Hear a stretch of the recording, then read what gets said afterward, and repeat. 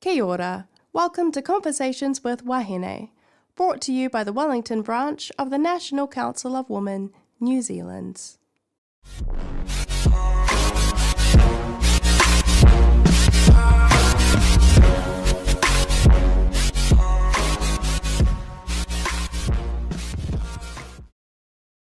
Hello and welcome everybody. Today we have got Judith Collins with us. Judith Collins is currently the National MP for Papakura. Before entering politics, Judith worked as a commercial lawyer and was president of the Auckland District Law Society and vice president of the New Zealand Law Society. She was a solicitor for 4 different firms from 1981 and 1990 before running her own practice for a decade. First elected in 2002, she has a long history within New Zealand politics and has been creating meaningful change across a wide range of portfolios ever since. She became the second female leader of the National Party and served as the leader of the opposition from 14th of July 2020 to 25th of November 2021. Now she's the spokesperson for foreign direct investment, science and innovation and technology, land information, and digitalization of government. It's great to have you back with us today, Judith. Welcome. Thank you, Tracey. So tell me, how have the elections been ramping up for you so far? Well, I've been very busy, but obviously not as busy as the leader. And it's been very, very positive because my portfolios that and the policies I've announced around biotech and technology have been really, really well received. And I've just been speaking today at an AI summit.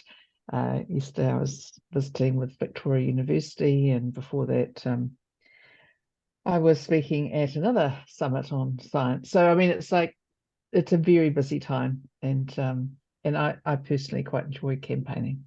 Yeah. Now from that conversation into one that's a little bit different. In this busy time, and also throughout your vast political career, you've obviously had various ups and downs. But from a personal perspective, Judith, I'd love to know what you do to look after your mental health. It's a really good question, Tracey, and hopefully this will be helpful to everybody. Because obviously life doesn't just go along on a very smooth road where nothing much changes and everything goes according to plan. That's just simply not reality.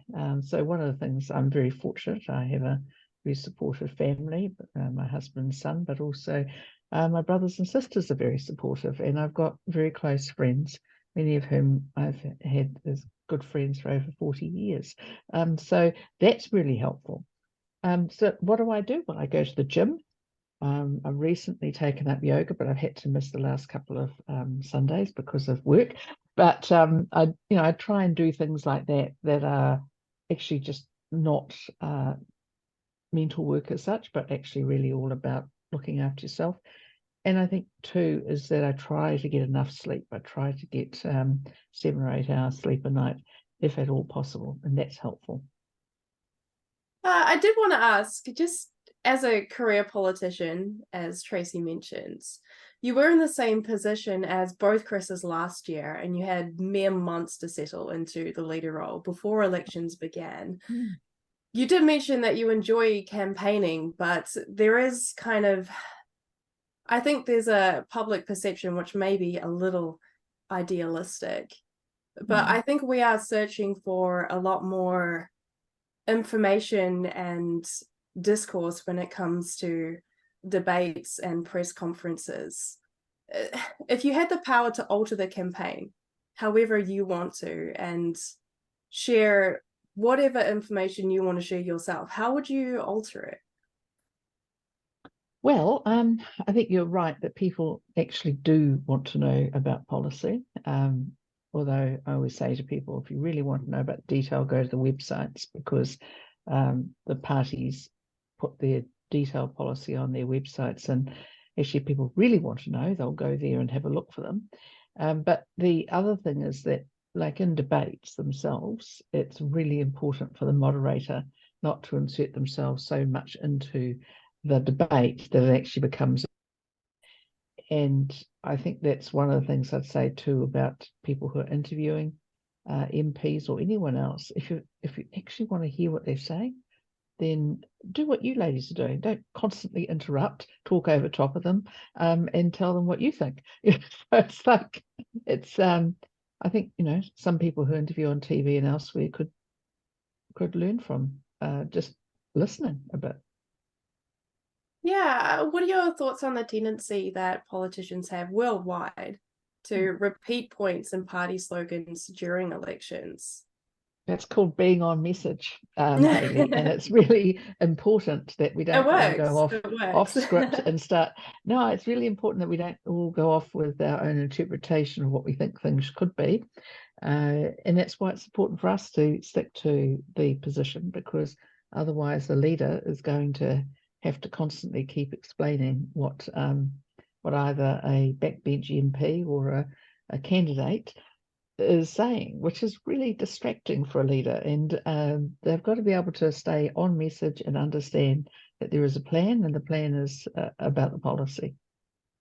Yeah, I guess the other possibility is that they can be taken out of context as well. So I understand that need, especially if you're working incredibly hard on making a change. And I think politicians probably have a lot less time to actually prep for debates than what people may assume. It's quite good to know your subject. I did want to ask, there were 68% of MPs elected in 2020 that were beginning their third term or less. Although fresh blood in politics can bring forth new ideas, they could lack necessary experience. Did it make you more nervous or optimistic to see so many new MPs in Parliament last year? Well, for new MPs, it means that someone else has left, often a forced leaving. So it's got to keep remembering they're only people. And every 3 years we have a very public job interview where the results are publicised all over the place, and it can be extremely hard on people when they leave.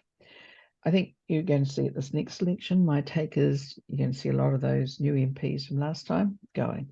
And it's the nature of politics. It's a very brutal and hard business.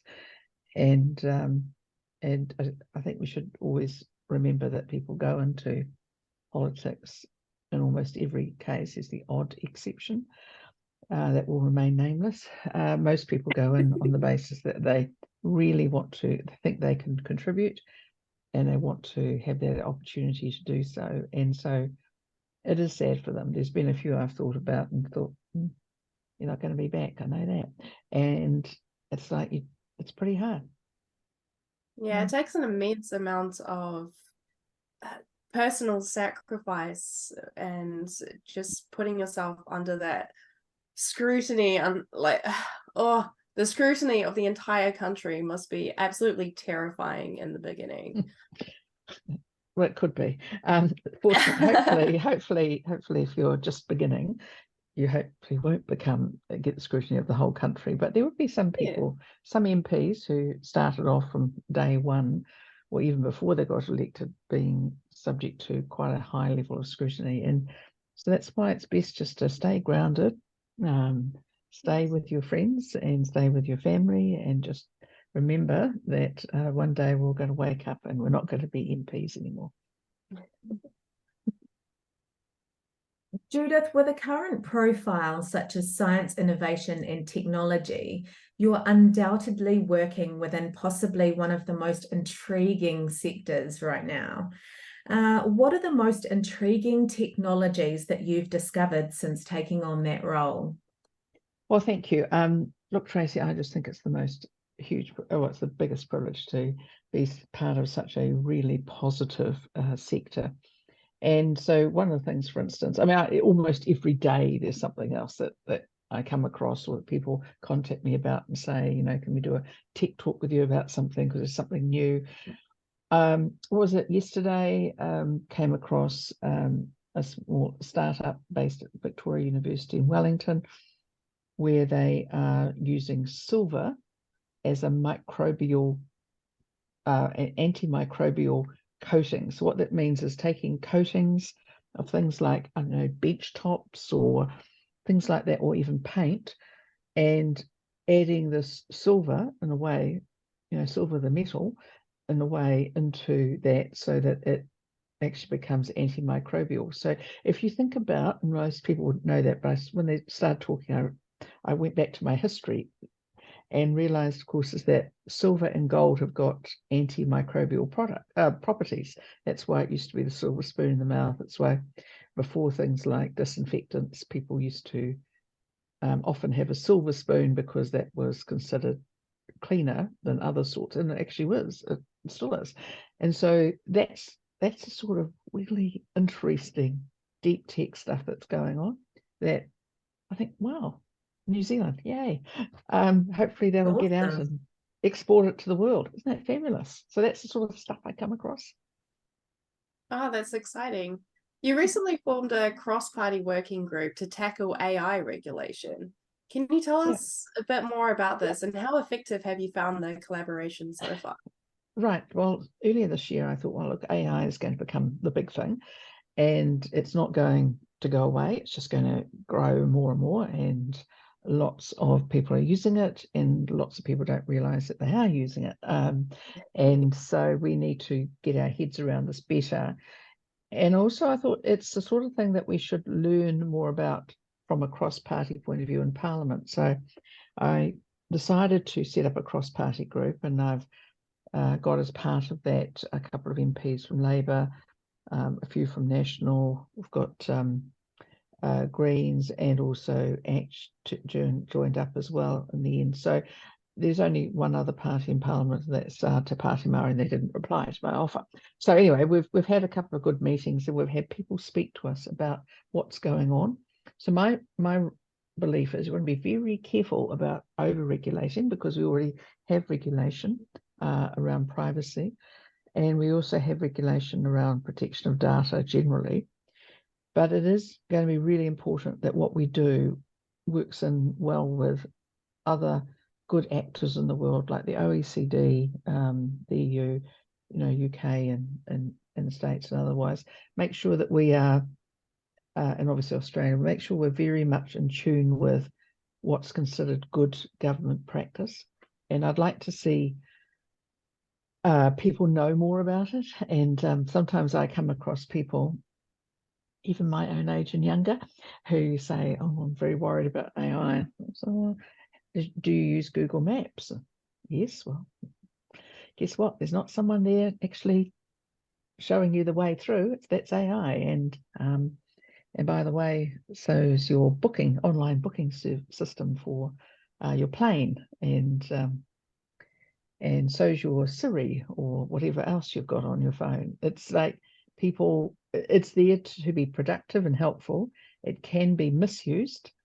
And the big issue has to be make sure that we use it ethically and stamp down and make sure we don't misuse it. But I'd like to see much more of it used in government services so that they actually are far more responsive, and we're not waiting days or weeks for responses. But at the same time, being very, very careful about that information and retaining ownership of it for everyone whose information it is. It can be done. It is being done. So there's some places are doing it a lot better, and we need to make sure we do.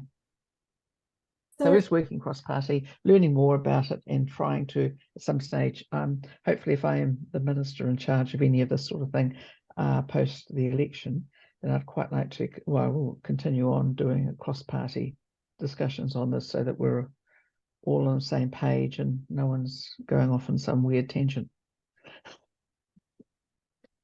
That leads quite nicely into my next question about if you're elected, how do you plan to support the development and commercialization of deep tech in New Zealand?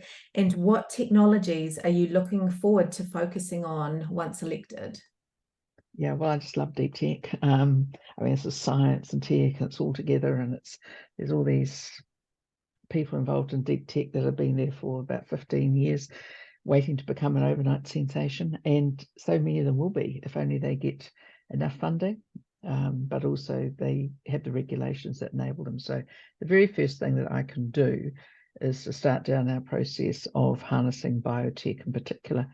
And that means actually ending the effective ban on GE and GM, at the same time putting in a very careful regulator, very much like the Australians have done, and working towards making sure that we protect where we need to and that we enable as well, so that we have better science responses to things like diseases, pests such as possums and stoats and all those sorts of things, and also being able to make sure that we're ahead of where we need to be when it comes to things like, for instance, PSA in kiwi fruit, which took out the kiwi gold, and 1 year later there was already another variety that had been worked on in the lab and was able to be put in place, but actually having those faster.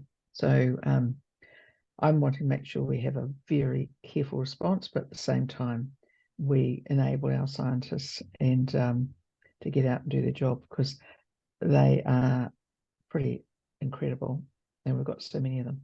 So we might as well make use of them. And also, things like cancers and stuff, because there's work right now happening, particularly at the Milligan Institute and other places as well. I hate to point some out, but I'll just give you an example on CAR T-cell therapy for cancer, which is basically taking your own cells, your own DNA, and turning it into something that will go out and hunt down those cancer cells. So that's the sort of stuff that's going on that involves gene editing.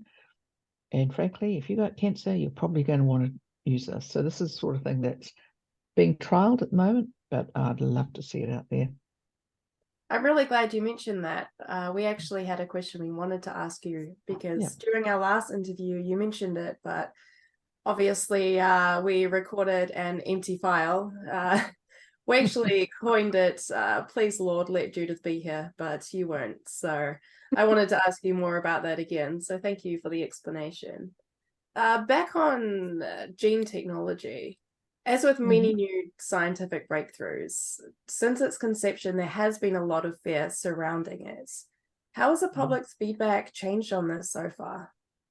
Yeah, it's actually completely changed, Hayley. So you are probably old enough to remember that everything got sort of slightly off on tangents early in the 2000s.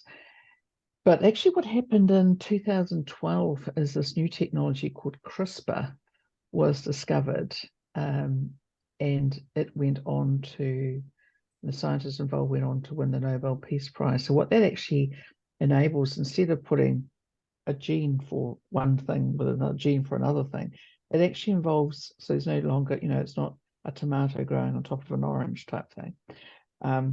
What it is, it's taking a gene, a particular one gene, and then tweaking it to make a little correction in it. So that's the sort of thing that can do.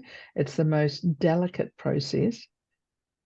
And what it means is that for things like, if I'm thinking about something like a disease that is very genetically based in your DNA, something like stomach cancer, that's one of the things.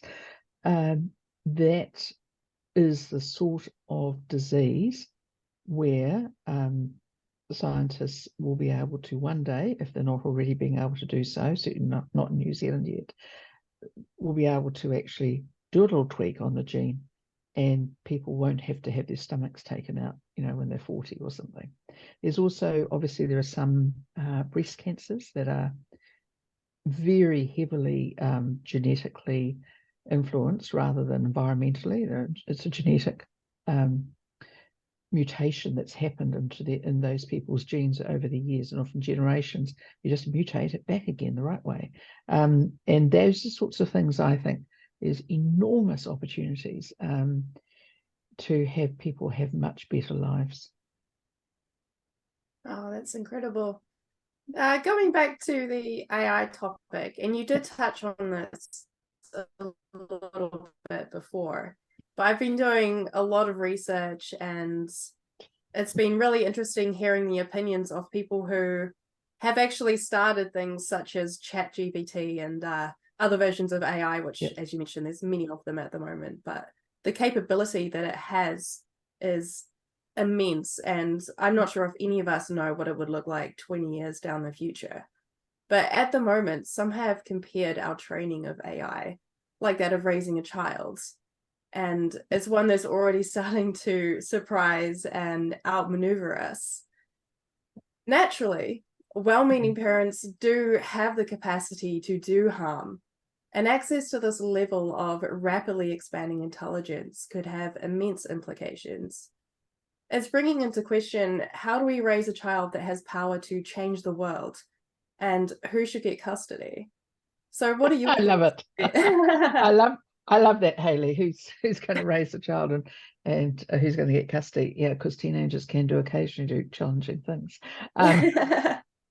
Yeah, I mean, it could be a pretty serious battle for custody, right? One we've probably well, that's right. never I think one of the things I'd say to you is that every new technology brings with it challenges and fears and also opportunities. And this technology is here. So we are not, as a country, going to be able to stop AI technology. It is not, we're not the big players in it.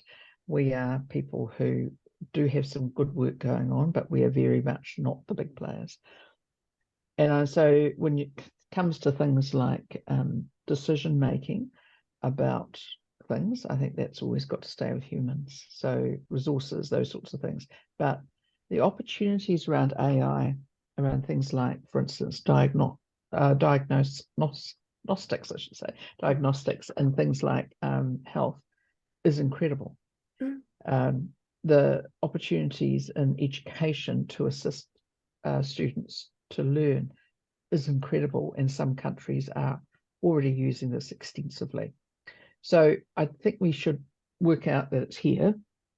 It's going to stay here, and it will stay here while it's useful. And will it take us over?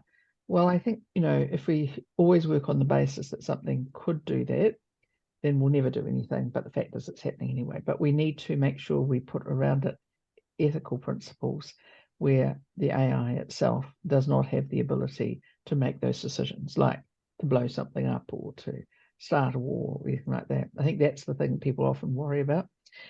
Or that AI could be used in a way that its use would, I guess, use biases very much against people or decisions. For instance, AI will get its information from people that input it, but also off the net, and there's all sorts of issues around that too. So I think if you keep things to the decision making, it's not by the AI, but the things that help you make those decisions does use AI, that's a better way to go. So I think, it's here, it's in the world. We're not going to stop it because we can't stop it. It's a bit like saying it's raining, so we could stop it because I'm sick of the rain. No, it ain't going to happen. Yeah, I think proliferation is inevitable as far as this goes. But what it does do, and it says to, because I know that some people are very worried, and they've said so about jobs and what happens to these jobs. Every revolution that there has been in terms of workplace, whether it's agricultural revolutions, the industrial revolution, the combustion engine revolution, all these things that have happened over the years, they always spawn an entire new set of skills that are needed. And so it's very important that we keep people with a mindset that education doesn't stop when we leave school, that we are always prepared to learn more and to consistently keep upskilling and being willing to think past what we already know. And I think that's going to be even more important that as we go further into this technological revolution that we are very much part of at the moment. Yeah, I think AI can help us with that. Yeah, sorry.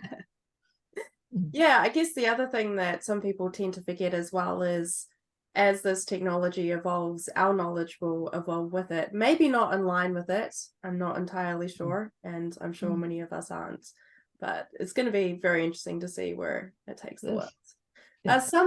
Some have cited that the short-term nature of government, such as the 3 to 4 years of power in a multitude of countries, they've suggested that that wouldn't be a stable enough environment to monitor and regulate the growth of AI sustainably.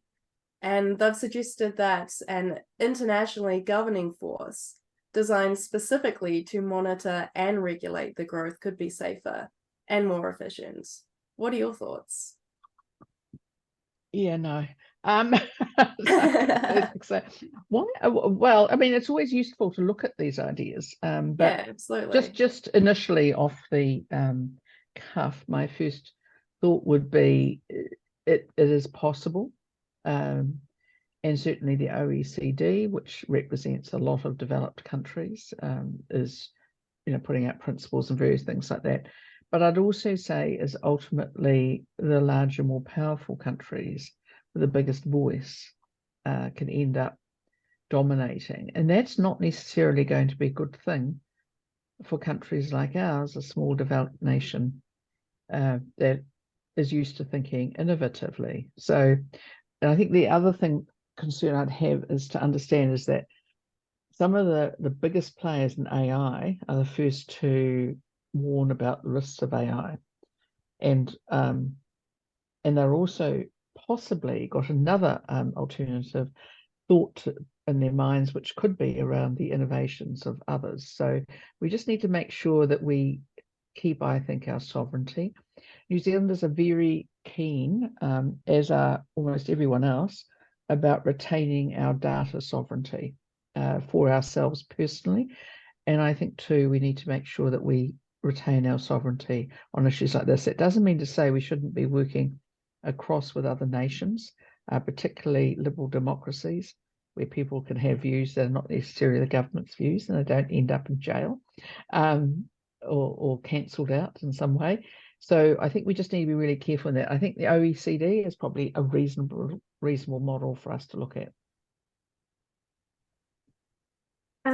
So there's digital sweatshops working across the globe, inputting data to train AI right now. Some reported to be earning a maximum of 30 cents an hour, and content moderators for the likes of ChatGPT and Facebook are experiencing a severe increase in psychological trauma as a result of reading endless texts depicting violence. How would you be creating ethical frameworks to battle working conditions such as these? Yes, well, you're not going to get anyone doing that in New Zealand, are you? We have to be, sensible about this. We can influence New Zealand. We can legislate in New Zealand for New Zealanders, but we can be part of global principles around, as I say, with people like the OECD around how we operate. So we need to be realistic about it. If you're in a country where human rights are not valued, where workforce is not valued, they could do all sorts of things, and we can't sort of stop them because there's no boundaries for the internet. I mean, some countries have reasonably successfully prevented or can put in place mechanisms to prevent their citizens from accessing the internet or certain sites, but that's not really what we do unless it's things that are clearly very, very harmful and would breach our censorship laws. So we just have to be more realistic. We can look after New Zealand. We can look after those who ask us for help. We can influence in a soft political way. In other words, soft power. But the bad actors in the world are not going to listen to us, unfortunately. We just have to be a shining example of what's right. Yeah. I will lead on from that just slightly Agriculture makes up nearly half of New Zealand's greenhouse gas emissions, and unlike emissions from other sectors, are not priced. The National Party has announced its plan to reduce agricultural emissions, embrace new technology to reduce them in the sector, and push back the final deadline by which farmers have to start paying for them.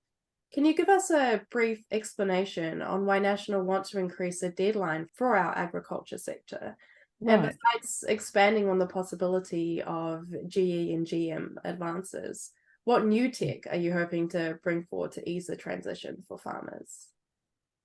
Well, it's a very good question. So when we signed up to the Paris Agreement, we kept back a caveat that said we would not do anything that was going to lessen food production. And so that is very important, because we don't just produce greenhouse gas emissions. We actually, our agricultural sector, primary products, produce 63% of all of our money that comes into the country. So that's our exports. So we've got to be very careful what we do. And also they produce food, which the world is willing to pay for. And it's very high quality food produced in a very high quality way. So when we've been looking for solutions, I've come up with the biotech policy, which is really important. So if I take something like, and I've talked about it on my tech talk things about the seaweed called Asparagopsis. It's very hard to say it without looking at several times. And that is a native species, native to New Zealand and also to Australia. And all the tests show that it can reduce methane emissions as an additive added into the food for cows or any ruminant, up to 90% reduction in methane. It's enormous reductions. And then you've got other things like ryegrass that's being developed in New Zealand with one of the CRIs, Crown Research Institutes, and which, because of our current rules, can't be field tested in New Zealand, but is being field tested in Australia. And so far that's showing something between about a 12 to 23% reduction in methane. So, there are solutions coming through, but we need to be free to actually use them. And so we do need to have this change in our biotech system so that we enable good technology and science. So this is going to solve a lot of those issues. Now, if we look at carbon, for instance, even from New Zealand, look, a lamb of Canterbury, spring lamb on a table in London carries less carbon miles or carbon footprint than, say, one from down the road in Wales that's been trucked over as opposed to the New Zealand one.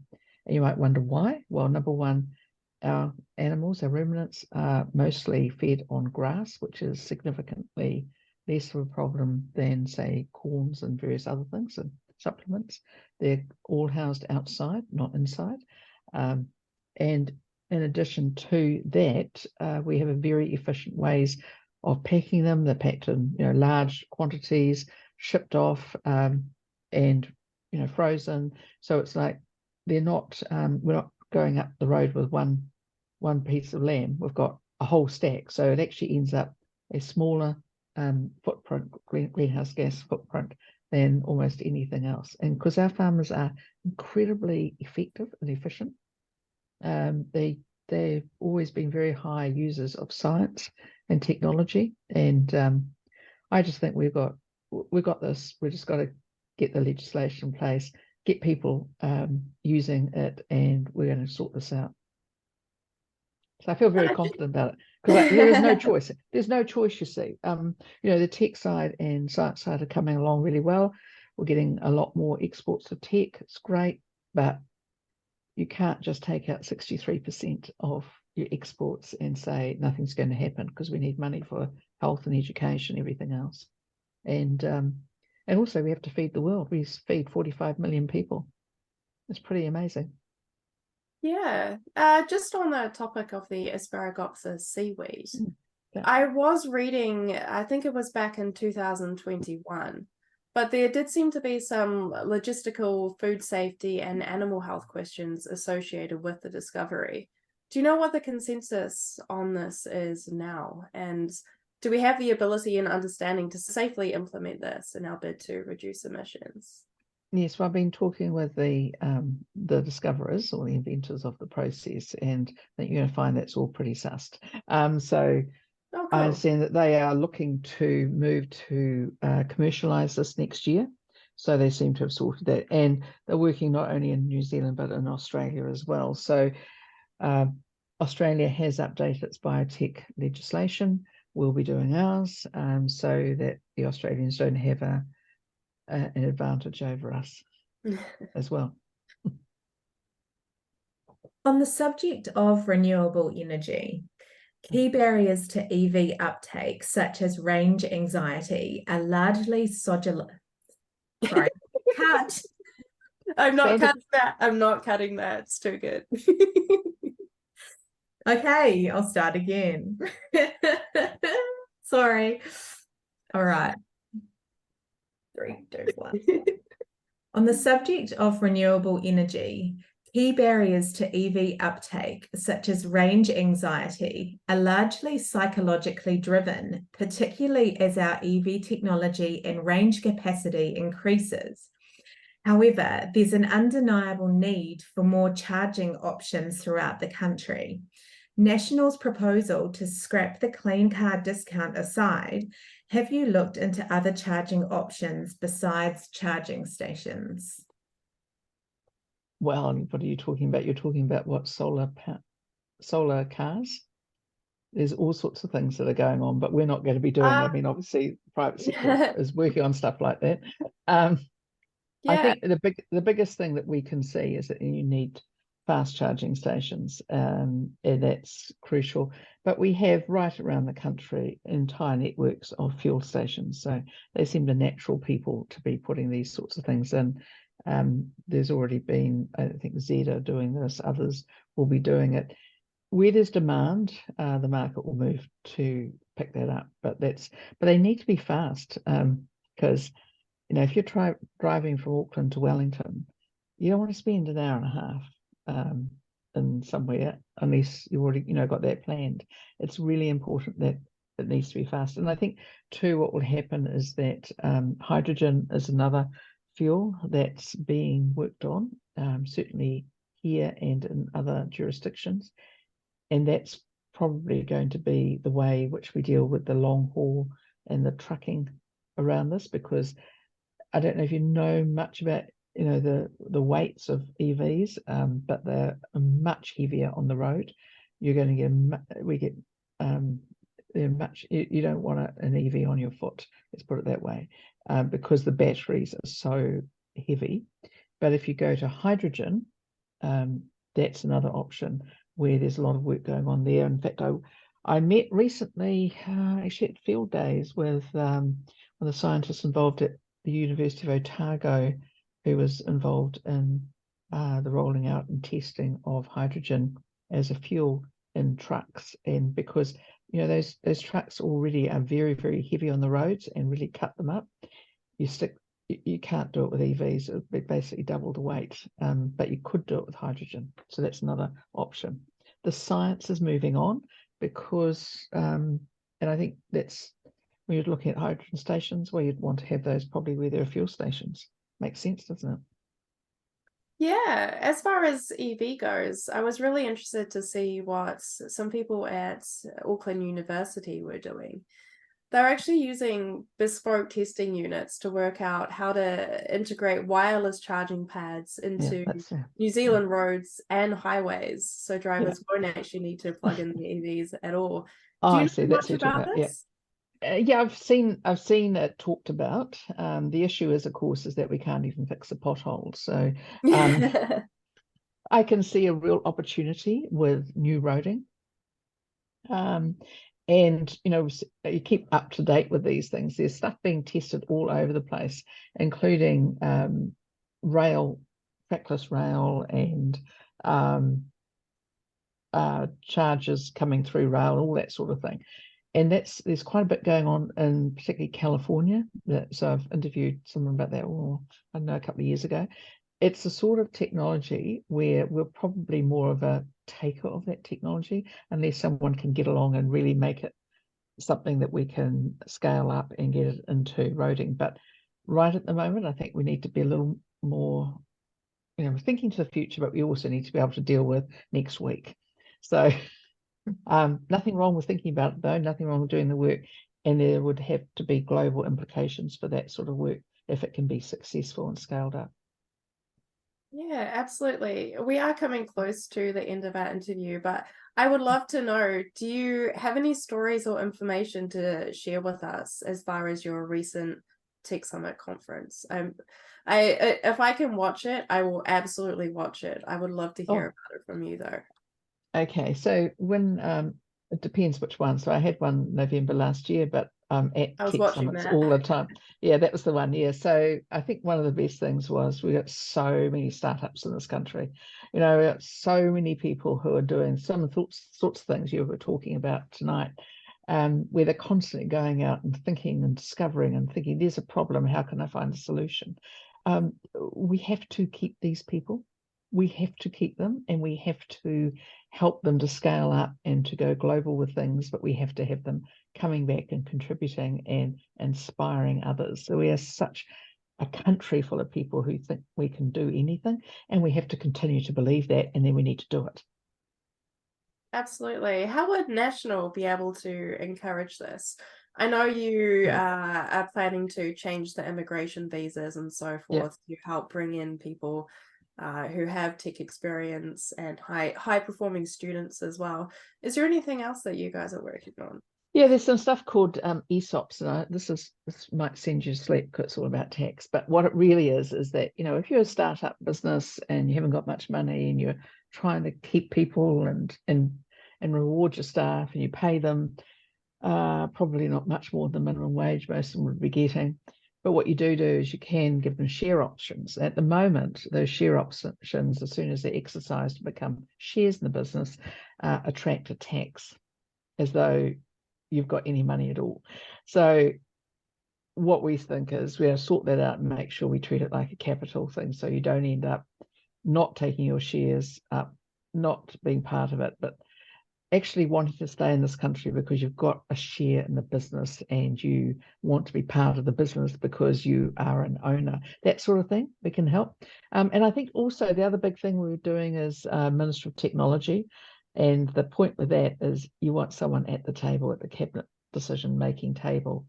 It's not the chief technology person. It's not the person who goes and sorts the software. It's actually the person who makes sure stuff gets done and that everyone takes this into account when they're busily talking about things they know, is going to say, actually, there's something else you don't know about yet, and it's over here, and I'll show you. So, and be the person that listens to the sector and then tries to get stuff done and then hopefully get stuff done. Does there seem to be a general consensus when it comes to the evolution of deep tech, AI, and so forth? Because naturally there is a lot of fear, and it's always good to consider that. But as you mentioned, we've made amazing scientific breakthroughs that terrified people initially. And yeah, look, can I tell you, Hayley, if you got cancer, do you want a cure or not? No? Do you want to have chemotherapy? Do you want to have radiation? And some people are always going to have to do that. And then there's also now using your own genes, or one's own genes, I should say, because it's not yours, one's own genes to actually personalize the response. So that means that's the era of personalized medicine is coming. And that means that what works in 9 people may not work in the 10th. And the 10th person has something particular about them and they can get a personalized response. So isn't that wonderful to be able to do that? And it's actually about treating people as individuals, all of whom there's a response that can work for them. And that's how personalized medicine's explained to me by people involved in this. You're using your own genes to fight your own cancers. Wow. Well, so I guess it's safe to say there's a lot more optimism in the sector at the moment. I guess the more you learn, the less worried you get. Yeah, I guess understanding is the opposite of fear in many ways. But I think it's valid to listen to different points. Yeah. But It's not something that we can pull away from at the moment, and the benefits we can glean from this is incredible. I think, as you mentioned, it's regulation and ethics that we need to consider beyond that. Just before we go, as a career politician with an undoubtedly humorous streak, can you tell us a few moments within politics that still make you laugh? Oh, I guess I can laugh at an awful lot of things. I mean, I try to laugh every day, at least a few times.